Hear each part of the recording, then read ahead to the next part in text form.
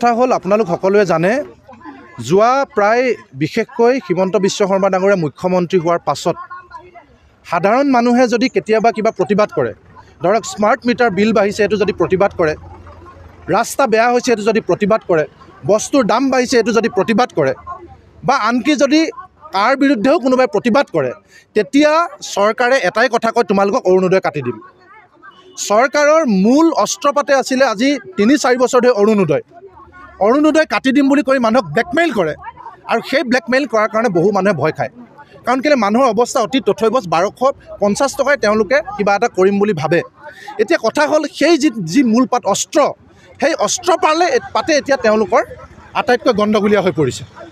এতিয়া আপোনালোকে চাব যে 1.0 আৰু 2.0 একাংশ মানুহক অৰুণোদয় চৰকাৰে দিছিলে, আৰু যিবিলাক মানুহক অৰুণোদয় দিছিলে সেই মানুহবিলাক হেনো বহু মানুহ ধনী মানুহ সোমাই আছে, সেই মানুহবিলাক হেনো বহুত নপাবলগীয়া মানুহ আছে, আৰু লগতে লগাই দিছে যে পাবলগীয়া সকলোকো তেওঁলোকে নাম অন্তৰ্ভুক্ত কৰিব। তাৰ কাৰণে অৰুণোদয় 3.0 উলিয়াইছে, আৰু সেই যে নাপাবলগীয়া মানুহে পাই আছে তাৰ কাৰণে তেওঁলোকে ৰিভেৰিফিকেশ্যন কৰিছে, ডকুমেণ্টছ ৰিভেৰিফিকেশ্যন, মানে ডকুমেণ্টছ পুনৰ পৰীক্ষা। আৰু পুনৰ পৰীক্ষা কৰিবৰ কাৰণে তেওঁলোকে PS কমিটি বুলি এখন কমিটি বনাই দিছে, পুলিং ষ্টেচন কমিটি, বুথ লেভেলৰ কমিটি। আৰু পুলিং ষ্টেচন কমিটিখন ক্ৰাইটেৰিয়া মতে নিৰপেক্ষ মানুহ হ'ব লাগে, ৰাজনীতিৰ পৰা বহুত দূৰত থকা মানুহ হ'ব লাগে। কিন্তু আমাৰ গমাৰি উন্নয়ন খণ্ডত আটাইবিলাক পুলিং ষ্টেচন কমিটিত সকলো বিজেপিৰ মানুহ আছে, আমি এটা এটাকৈ নাম ক'ব পাৰিম। আৰু যিহেতু পঞ্চায়তৰ কাৰ্যকাল শেষ হৈ গ'ল, আৰু নিজৰ এটা পুলিং ষ্টেচন বা ৱাৰ্ডত যিহেতু সকলো বিজেপিৰ মানুহক নাম চিলেকশ্যন আৰু কৰ্তন কৰিবলৈ দিছে, তাৰমানে শিয়ালৰ ডিঙিত মঙহৰ ভাৰ দিছে। আৰু ৱাৰ্ডৰ বিজেপি নেতাকেইজনে জানে যে কোনে কোনে পৰম্পৰাগতভাৱে বিজেপিক ভোট দিয়ে আৰু কোনে কোনে বিজেপিক ভোট নিদিয়ে। গতিকে এই শিয়ালকেইটাক, যিকেইটা শিয়ালৰ ডিঙিত মঙহৰ ভাৰ দি দিলে, সেই শিয়ালকেইটাই এতিয়া তেওঁলোকক ভোট নিদিয়া মানুহক অৰুণোদয় কাটি দিছে।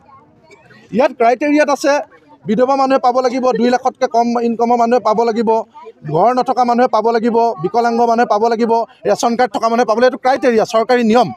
কিন্তু সেই বিজেপিৰ পালি নেতাবিলাকৰ নিয়মটো হৈছে যে বিজেপিক ভোট দিয়ে নে নিদিয়ে।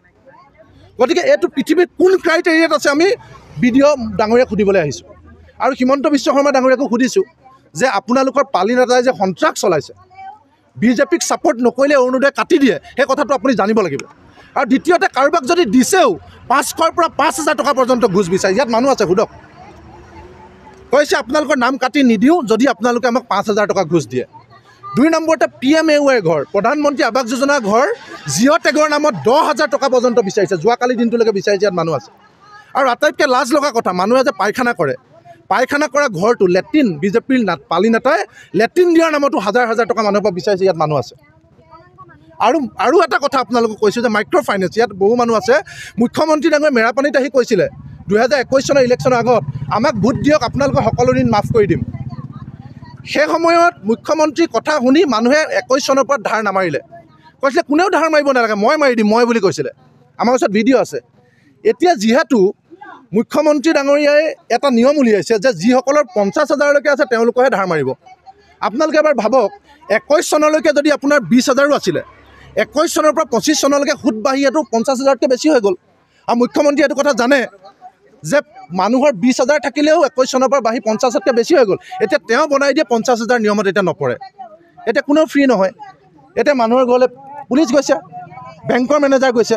অৰ্থাৎ 2021 চনতে এটা ড্ৰাফ্ট বনাই থৈছে চৰকাৰে সৰ্বানন্দ সোণোৱালৰ দিনত, কোনো বেংকৰ, বন্ধন বেংকৰ উজ্জীৱন আৰোহণৰ মানুহে মানুহৰ ঘৰত গৈ বান্দাত গৈ পইচা কিস্তি বিচাৰিব নোৱাৰিব।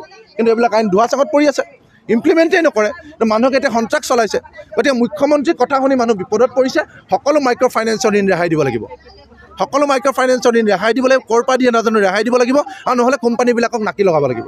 আৰু দ্বিতীয়তে অৰুণোদয়, ঘৰ আৰু লেট্ৰিন এজ পাৰ ক্ৰাইটেৰিয়া পাব লাগিব। আৰু যদি নিদিয়ে তেতিয়াহ'লে আমি যিসকলে এই আইন নাম কাটিছে তেওঁলোকৰ বিৰুদ্ধে আমি বিহিত ব্যৱস্থা গ্ৰহণ কৰিম।